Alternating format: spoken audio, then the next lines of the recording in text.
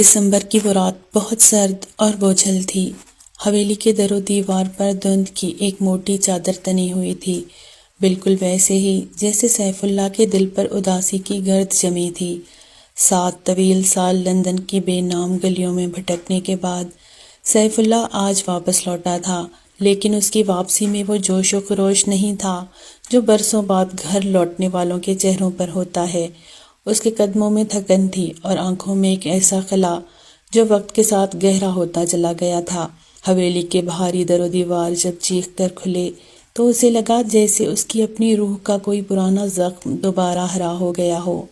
7 سال پہلے اسی حویلی سے آئلہ کا جنازہ اٹھا تھا، وہ آئلہ جو سیف کی کائنات تھی۔ اس کی موت نے سیف کو جیتے جی مار دیا تھا۔ وہ اس مٹی اور ان یادوں سے بھاگ کر پردیس چلا گیا تھا، مگر یادیں سائے کی طرح ساتھ رہیں۔ حویلی کے وسیع ہال میں داخل ہوتے ہی اسے بیگم شمیم ملی، وہی رعبدار شخصیت، مگر ان کے چہرے پر اب بڑھاپے کی لکیریں نمایاں تھیں۔ آ گئے میرے لال، انہوں نے سیف کے ماتھے پر بوسہ دیا، مگر سیف کا جواب صرف ایک ہلکی سی سرگوشی تھی۔ وہ سیدھا اپنے کمرے کی طرف بڑھنا چاہتا تھا، وہاں جہاں آئلہ کی خوشبو آج بھی قید تھی۔ رات کے 2 بج رہے تھے، حویلی میں مکمل خاموشی طاری تھی۔ سیف کو پیاس محسوس ہوئی تو وہ کچن کی طرف بڑھا۔ راہداری میں چلتے ہوئے اسے ہلکی سی روشنی نظر آئی۔ کچن کے ٹھنڈے سنگ مرمر کے فرش پر پرانی دری بچھائے ایک لڑکی سو رہی تھی۔ اس کا لباس سادہ اور کئی جگہ سے پیوند لگا ہوا تھا، مگر اس کی معصومیت چاندنی کی طرح دمک رہی تھی۔ سیف اللہ وہیں رک گیا۔ یہ کون ہے اور یہاں کیوں سو رہی ہے؟ اس کے اندر کا انسان تڑپ اٹھا۔ اس نے زور سے ملازم کو آواز دی۔ آواز سن کر بیگم شمیم بھی اپنے کمرے سے باہر نکل آئی۔ سیف، کیا ہوا؟ انہوں نے گھبرا کر پوچھا۔ سیف نے فرش پر سوئی لڑکی کی طرف اشارہ کیا۔ امی، اس حویلی میں جانوروں کے لیے بھی استبل ہے، پھر یہ انسان یہاں فرش پر کیوں؟ بیگم شمیم کے چہرے پر ایک عجیب سی سختی آئی۔ یہ زویا ہے، تمہاری منکوہا۔ سیف کے پیروں تلے سے زمین نکل گئی۔ بیگم شمیم نے لہجے کو مضبوط بناتے ہوئے کہا، گھر کو وارث چاہیے تھا اور یہ ہمارے پرانے ڈرائیور کی بیٹی ہے۔ اس کا باپ مرتے وقت اس کا بوجھ میرے سر ڈال گیا تھا۔ میں نے اسے تمہارے نکاح میں لے لیا تاکہ یہ اس گھر کی خدمت بھی کرے اور کل کو ہمارا وارث بھی دے۔ سیف کا سر چکرا گیا۔ ایک لڑکی کو نکاح کے نام پر قید کر لیا گیا تھا۔ زویا اب جاگ چکی تھی اور سہم کر دیوار سے لگی کھڑی تھی۔ اس کی بڑی بڑی آنکھوں میں خوف تھا، وہ خوف جو ایک بے بس پرندے کی آنکھوں میں ہوتا ہے۔ سیف نے زویا کی طرف دیکھا۔ اس کے پیر ننگے تھے اور ٹھنڈ سے نیلے پڑ رہے تھے۔ اٹھو یہاں سے، سیف نے کرخت مگر تھر تھراتی آواز میں کہا۔ زویا ڈر کر پیچھے ہٹی۔ جی صاحب جی، میں نے کہا اٹھو، تم اس گھر کی بہو ہو، کوئی خادمہ نہیں، تم میرے ساتھ اوپر چلو گی۔ سیف نے اس کا ہاتھ تھاما۔ زویا کا ہاتھ برف کی طرح ٹھنڈا تھا۔ بیگم شمیم نے مداخلت کرنا چاہی۔ سیف، وہ آئلہ کا کمرہ ہے، تم اس لڑکی کو وہاں نہیں لے جا سکتے۔ آئلہ اب نہیں رہی امی، اور یہ لڑکی زندہ ہے، اسے اس حالت میں یہاں چھوڑنا میری غیرت پر تازیانہ ہے۔ سیف اسے کھینچتا ہوا اوپر لے گیا۔ کمرے کا دروازہ کھلا تو زویا کی آنکھیں چندیاں گئیں۔ وہ کمرہ کسی محل سے کم نہیں تھا۔ دیواروں پر قیمتی روغن، ریشمی پردے اور دیوار پر لگی ایک بڑی تصویر، آئلہ جو سرخ عروسی لباس میں کسی پری کی طرح مسکرا رہی تھی۔ زویا وہیں دروازے پر رک گئی۔ اسے لگا جیسے وہ کسی مزار میں داخل ہو گئی ہے۔ کمرے میں ہر طرف موتیے کی خوشبو رچی ہوئی تھی جو آئلہ کی پسندیدہ تھی۔ بیٹھو وہاں، سیف نے عالیشان بیڈ کی طرف اشارہ کیا۔ زویا بیڈ پر بیٹھنے کے بجائے فرش پر سمٹ کر بیٹھ گئی۔ نہیں صاحب، میں یہاں ٹھیک ہوں، مالکن جی نے کہا ہے کہ اس بیڈ پر صرف بڑی بیگم صاحبہ کا حق ہے، میں وہاں بیٹھی تو گناہ گار ہوں گی۔ سیف کا دل کٹ کر رہ گیا۔ اس نے زویا کے قریب گھٹنوں کے بل بیٹھ کر اس کے چہرے کو دیکھا۔ زویا، آج سے تم کسی کی غلام نہیں ہو، میں تمہارا شوہر ہوں، بھلے ہی یہ رشتہ میری مرضی کے بغیر بنا، مگر میں اس کی توہین نہیں ہونے دوں گا۔ سیف اٹھا اور الماری کھولی۔ الماری آئلہ کے قیمتی جوڑوں سے بھری ہوئی تھی۔ زویا نے حسرت سے ان کپڑوں کو دیکھا۔ اس کے اپنے کپڑے جگہ جگہ سے ادھڑے ہوئے تھے۔ میں کل تمہارے لیے نئے کپڑے لاؤں گا، آج تم اس صوفے پر آرام کرو۔ سیف نے ایک نرم کمبل اس کے کندھوں پر ڈالا۔ رات کے اس پہر اس پرتعش کمرے میں دو اجنبی موجود تھے، ایک وہ جو اپنے ماضی کی یادوں میں قید تھا اور دوسری وہ جو اپنے حال کی زنجیروں میں جکڑی تھی۔ دیوار پر لگی آئلہ کی تصویر خاموشی سے یہ منظر دیکھ رہی تھی۔ زویا کو نیند نہیں آ رہی تھی، وہ بار بار اس تصویر کو دیکھتی اور پھر اپنے میلے ہاتھوں کو۔ اسے محسوس ہو رہا تھا کہ وہ اس کمرے میں ایک ناجائز مداخلت کار ہے۔ وہ آئلہ کی سلطنت میں ایک بھکاری تھی جسے زبردستی تخت پر بٹھا دیا گیا تھا۔ دوسری طرف سیف اللہ کھڑکی کے پاس کھڑا باہر برستی دھند کو دیکھ رہا تھا۔ اسے اپنی ماں کی سنگ دلی پر حیرت تھی اور زویا کی معصومیت پر ترس۔ وہ جانتا تھا کہ بیگم شمیم نے زویا کو صرف ایک بچہ پیدا کرنے والی عورت کے طور پر اس گھر میں رکھا ہے تاکہ خاندان کا نام چل سکے۔ کیا میں واقعی اسے اپناؤں گا؟ سیف نے خود سے سوال کیا۔ کیا آئلہ کی جگہ کسی اور کو دی جا سکتی ہے؟ اس رات حویلی کی فضا میں ایک نیا تناؤ پیدا ہو چکا تھا۔ پرانی محبت کا مزار اب ایک زندہ وجود کے لیے قید خانہ بننے جا رہا تھا۔ اگلی صبح جب سورج کی پہلی کرن نے حویلی کے روشن دانوں سے اندر جھانکا تو زویا ہمیشہ کی طرح فجر کے وقت ہی بیدار ہو چکی تھی۔ اس نے چپکے سے اپنا کمبل تہہ کیا اور دبے قدموں کمرے سے باہر نکلنے لگی۔ اسے ڈر تھا کہ کہیں سیف اللہ کی آنکھ نہ کھل جائے اور وہ اسے دوبارہ وہاں رکنے پر مجبور نہ کر دے۔ اس کے لیے وہ کمرہ ایک ایسی مقدس جگہ تھی جہاں اسے اپنی موجودگی ایک گناہ محسوس ہوتی تھی۔ وہ باورچی خانے میں پہنچی اور حسب معمول نوکرانیوں کے ساتھ مل کر ناشتے کی تیاری میں لگ گئی۔ بیگم شمیم اور سیف کے بڑے بھائی رستم کی اہلیہ ماہین ناشتے کی میز پر براجمان تھی۔ زویا جب ان کے لیے چائے لے کر آئی تو ماہین نے حقارت سے اسے دیکھا۔ بڑی بیگم صاحبہ، سنا ہے رات آپ کی خاص خادمہ نے اوپری کمرے کی ہوا کھائی ہے۔ ماہین کا لہجہ زہر میں بجھا ہوا تھا۔ بیگم شمیم نے چائے کا گھونٹ بھرا اور سرد آواز میں بولی، سیف جذباتی ہو رہا ہے، وہ بھول گیا ہے کہ یہ لڑکی یہاں کس حیثیت سے آئی ہے۔ اسی لمحے سیف اللہ سیڑھیاں اتر کر ہال میں داخل ہوا۔ اس نے سب کچھ سن لیا تھا۔ اس کے چہرے پر ایک عجیب سی سختی تھی۔ وہ سیدھا میز پر آیا اور زویا کے ہاتھ سے چائے کی کیتلی لے کر خود میز پر رکھی۔ زویا، تم یہاں بیٹھو اور ہمارے ساتھ ناشتہ کرو۔ سیف نے ایک خالی کرسی کی طرف اشارہ کیا۔ میز پر جیسے موت جیسی خاموشی چھا گئی۔ ماہین نے اپنا نوالا روک دیا اور بیگم شمیم کی آنکھیں غصے سے پھیل گئی۔ سیف، یہ تم کیا کہہ رہے ہو؟ یہ نوکروں کی اولاد ہے۔ بیگم شمیم کی بات سیف نے بیچ میں ہی کاٹ دی۔ امی، یہ میری منقوہ ہے۔ اگر یہ نوکروں کی اولاد ہے تو میں اس گھر کا بیٹا ہوں اور میرا فیصلہ یہ ہے کہ آج سے زویا اس گھر کی ہر فرد کی طرح اسی میز پر بیٹھے گی۔ زویا سہم کر ایک کونے میں کھڑی رہی۔ اس کا جی چاہ رہا تھا کہ زمین پھٹے اور وہ اس میں سما جائے۔ اس نے کبھی خواب میں بھی نہیں سوچا تھا کہ وہ اس میز پر بیٹھے گی جہاں صرف بڑے لوگ بیٹھتے تھے۔ سیف نے زبردستی اسے کرسی پر بٹھایا۔ اس دن حویلی کی تاریخ میں پہلی بار ایک زر خرید لڑکی نے مالکوں کے ساتھ ناشتہ کیا، اگرچہ وہ نوالا زویا کے حلق میں کانٹے کی طرح چبھ رہا تھا۔ ناشتے کے بعد سیف نے زویا سے کہا، تیار ہو جاؤ، ہم شہر جا رہے ہیں۔ زویا نے حیرت سے اسے دیکھا۔ شہر؟ کیوں صاحب؟ سیف نے نرمی سے کہا، صاحب نہیں سیف کہو، اور ہم تمہارے لیے کچھ ضروری سامان لینے جا رہے ہیں۔ شہر کے ایک بڑے شاپنگ مال میں سیف زویا کو ایک مہنگے بوتیک میں لے گیا۔ زویا وہاں کی چمک دمک دیکھ کر گھبرا گئی۔ وہ بار بار اپنے پرانے دوپٹے کو درست کرتی جیسے خود کو ان قیمتی لباسوں سے چھپا رہی ہو۔ سیف نے اس کے لیے نفیس ریشمی جوڑے، جوتے اور پرفیوم خریدے۔ زویا کو ایسا لگ رہا تھا جیسے وہ کوئی خواب دیکھ رہی ہو، ایک ایسا خواب جو کسی بھی لمحے ٹوٹ سکتا ہے۔ آخر میں سیف اسے ایک جویلری شاپ پر لے گیا۔ وہاں اس نے ایک نازک سا سونے کا ہار پسند کیا۔ جب دکاندار نے وہ ہار نکالا تو سیف نے خود وہ ہار زویا کی گردن میں پہنانے کی پیشکش کی۔ زویا نے حیا سے اپنی نظریں جھکا لی اور اپنے بالوں کو ایک طرف کیا۔ جیسے ہی سیف نے ہار کی زنجیر بند کرنے کے لیے ہاتھ بڑھایا، اس کی نظریں زویا کی گردن کے نچلے حصے پر پڑی۔ وہاں ایک گہرا بدصورت اور پرانا زخم کا نشان تھا، جیسے کسی نے اسے جلایا ہو یا بہت بری طرح تشدد کا نشانہ بنایا ہو۔ سیف کا ہاتھ وہیں رک گیا۔ اس کے دل میں ایک ٹیس اٹھی، یہ نشان کیسا ہے زویا؟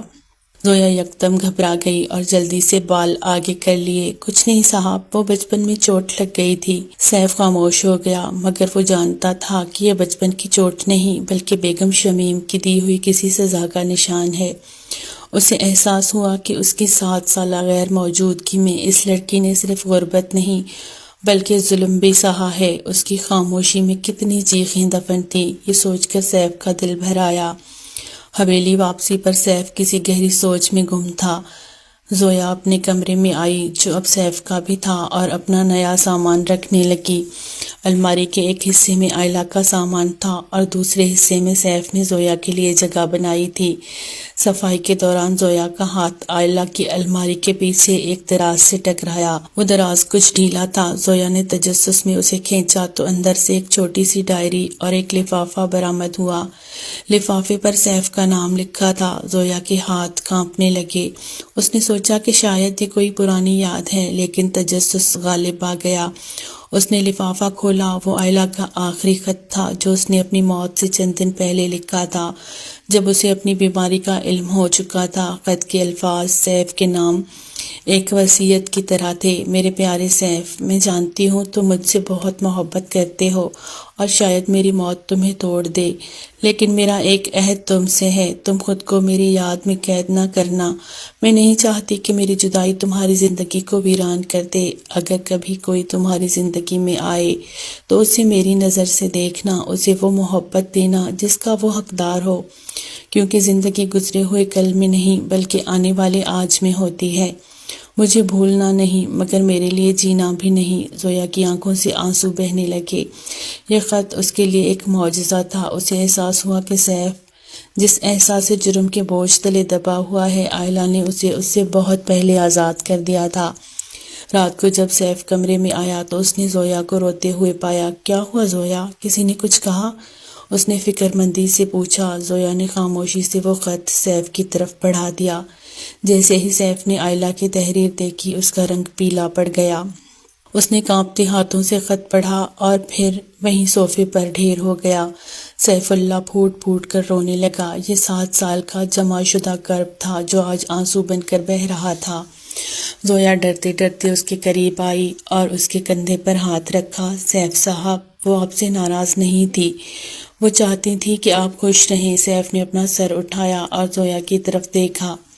زویا، میں نے اسے اکیلا چھوڑ دیا تھا جب اسے میری سب سے زیادہ ضرورت تھی۔ میں بزنس کے سلسلے میں ملک سے باہر گیا تھا۔ جب میں واپس آیا وہ جا چکی تھی۔ مجھے لگتا تھا کہ وہ مجھ سے نفرت کرتی ہوئی مری ہوگی، اس لیے میں نے خود کو اس کمرے اور اس کی یادوں میں قید کر لیا تھا۔ اس نے زویا کا ہاتھ تھاما۔ لیکن آج اس خط نے مجھے آزاد کر دیا ہے۔ آئلہ نے مجھے تمہارے پاس بھیج دیا ہے۔ سیف کی آنکھوں میں اب وہ خلا نہیں تھا بلکہ ایک نئی امید تھی۔ اس نے زویا کے اس زخم کو محسوس کیا جو گردن پر تھا اور اسے اپنی زندگی کی نئی حقیقت کے طور پر قبول کر لیا۔ مجھے معاف کر دو زویا، میں نے تمہیں اس گھر میں وہ مقام نہیں دیا جس کی تم حقدار تھی، لیکن اب ایسا نہیں ہوگا۔ اس رات حویلی کی فضا بدل گئی۔ آئلہ کی یادیں اب ایک بوجھ نہیں بلکہ ایک دعا بن گئی تھی۔ سیف اللہ نے اپنے ماضی سے صلح کر لی تھی اور زویا کے لیے حویلی کے بند دروازے اب کھلنے والے تھے۔ آئلہ کے خط نے سیف اللہ کے دل سے 7 سالہ بوجھ اتار پھینکا تھا، مگر حویلی کے اندر ایک جنگ ابھی باقی تھی۔ بیگم شمیم اور ماہین کے لیے زویا اب بھی وہی ملازمہ کی بیٹی تھی جسے وہ اپنی مرضی کے مطابق ہانکنا چاہتی تھی، لیکن اب سیف اللہ وہ پرانا خاموش رہنے والا انسان نہیں رہا تھا۔ کچھ ماہ گزر گئے۔ حویلی کی فضا میں ایک خاموش تبدیلی آ رہی تھی۔ زویا جب کبھی کچن کے کونے میں دبک کر کھانا کھاتی تھی، اب سیف کے ساتھ میز پر بیٹھتی۔ اس تبدیلی نے ماہین کی حسد کو ہوا دی، مگر سیف کی موجودگی میں کسی کی ہمت نہ تھی کہ زویا کو کچھ کہے۔ ایک صبح حویلی میں ایک ایسی خبر آئی جس نے در و دیوار میں ہلچل مچا دی۔ زویا کی طبیعت کچھ دنوں سے ناساز تھی اور جب ڈاکٹر نے معائنہ کیا تو خوشخبری سنائی کہ زویا امید سے ہے۔ سیف کی خوشی کا کوئی ٹھکانہ نہ تھا۔ اسے لگا جیسے زندگی نے اسے دوسرا موقع دیا ہے۔ ناشتے کی میز پر جب سیف نے یہ خبر سنائی تو بیگم شمیم کے چہرے پر ایک لمحے کے لیے خوشی آئی، مگر پھر وہ تشویش میں بدل گئی۔ ان کا صدیوں پرانا طبقاتی غرور اب بھی ان کے راستے میں تھا۔ مبارک ہو سیف، لیکن یاد رکھنا اس بچے کی پرورش ہاشمی خاندان کے وقار کے مطابق ہونی چاہیے، اسے اپنی ماں کی اوقات کی جھلک نہیں ملنی چاہیے۔ بیگم شمیم کی تلخ گفتگو نے سیف کے چہرے کی مسکراہٹ چھین لی۔ ماہین نے بھی ایک موقع غنیمت جانا۔ بڑی امی ٹھیک کہہ رہی ہیں، اب یہ نہ ہو کہ زویا حمل کا بہانہ بنا کر خود کو اس گھر کی ملکہ سمجھنے لگے، آخر کار خون تو بس کریں۔ سیف کی گرجدار آواز نے حال میں سناٹا طاری کر دیا۔ آج کے بعد اگر کسی نے زویا کی حیثیت یا اس کے خون پر بات کی تو میرا اس گھر سے رشتہ ختم سمجھیں۔ سیف نے زویا کا ہاتھ تھاما اور اسے اوپر کمرے میں لے آیا۔ کمرے میں داخل ہوتے ہی اس کی نظر آئلہ کی تصویر پر پڑی۔ اس نے فیصلہ کر لیا تھا کہ اب یادوں اور حقیقت کو الگ کرنے کا وقت آ گیا ہے۔ اگلے چند دنوں میں سیف نے ایک نامور ڈیزائنر کو بلوایا۔ اس نے حکم دیا کہ کمرے کی تمام پرانا فرنیچر اور آئلہ کا ذاتی سامان ہٹا دیا جائے۔ جب ملازم آئلہ کی تصویر اتارنے لگے تو بیگم شمیم بھاگتی ہوئی کمرے میں داخل ہوئی۔ یہ کیا کر رہے ہو سیف؟ یہ آئلہ کی نشانیاں ہیں، تم اس لڑکی کی خاطر اپنی پہلی محبت کی توہین کر رہے ہو۔ سیف نے سکون سے اپنی ماں کو دیکھا۔ امی، یہ توہین نہیں ہے، میں نے حویلی کی لائبریری کو صاف کروایا ہے، وہاں ایک گوشہ آئلہ کارنر کے نام سے منسوب کر دیا گیا ہے۔ آئلہ کی تمام یادیں وہاں پورے احترام سے محفوظ رہیں گی، جو اسے یاد کرنا چاہے وہاں جا سکتا ہے۔ لیکن یہ کمرہ اب میرا اور زویا کا گھر ہے۔ میں نہیں چاہتا کہ میرا آنے والا بچہ ایک مزار میں آنکھ کھولے، بلکہ اسے ایک ایسی جگہ ملنی چاہیے جو زندگی اور نئی امید سے بھری ہو۔ بیگم شمیم لاجواب ہو گئی۔ زویا جو ایک طرف خاموش کھڑی یہ سب دیکھ رہی تھی، آگے بڑھی۔ اس نے بیگم شمیم کے ہاتھ تھام لیے۔ اماں جان، میں کبھی آئلہ بی بی کی جگہ نہیں لے سکتی، وہ اس گھر کی عزت تھی اور ہمیشہ رہے گی۔ میں تو بس آپ کے بیٹے کی زندگی میں تھوڑی سی روشنی لانا چاہتی ہوں، مجھے اپنا لیں تاکہ یہ بچہ آپ کی گود میں پل کر بڑا ہو۔ زویا کی عاجزی اور خلوص نے پہلی بار بیگم شمیم کے سخت دل کو پگھلا دیا۔ انہوں نے زویا کے سر پر ہاتھ رکھا اور خاموشی سے کمرے سے باہر نکل گئی۔ یہ ان کی طرف سے خاموش تسلیم شکست تھی۔ کچھ دن بعد جب کمرہ نئے اور روشن رنگوں سے سج گیا تو سیف نے ایک چھوٹی سی تقریب کا اہتمام کیا۔ اس نے زویا کے لیے وہی قیمتی جوڑا اور زیورات نکالے جو اس نے شاپنگ کے دوران خریدے تھے۔ زویا جب تیار ہو کر آئینے کے سامنے آئی تو وہ واقعی ایک ملکہ لگ رہی تھی۔ اس کی آنکھوں میں اب خوف نہیں بلکہ وقار تھا۔ سیف نے سب کے سامنے ایک ریشمی کڑھائی والا خوبصورت دوپٹہ اٹھایا۔ یہ وہی ردائے عزت تھی جس کا خواب ہر غریب لڑکی دیکھتی ہے۔ زویا، سیف نے بلند آواز میں کہا تاکہ ماہین اور رستم بھی سن سکیں، آج میں سب کے سامنے تمہیں اس گھر کی باقاعدہ مالکن اور اپنی زندگی کی ساتھی تسلیم کرتا ہوں۔ یہ دوپٹہ صرف کپڑا نہیں، میرا عہد ہے کہ آج کے بعد تمہاری طرف اٹھنے والی ہر بری آنکھ کا سامنا پہلے مجھ سے ہوگا۔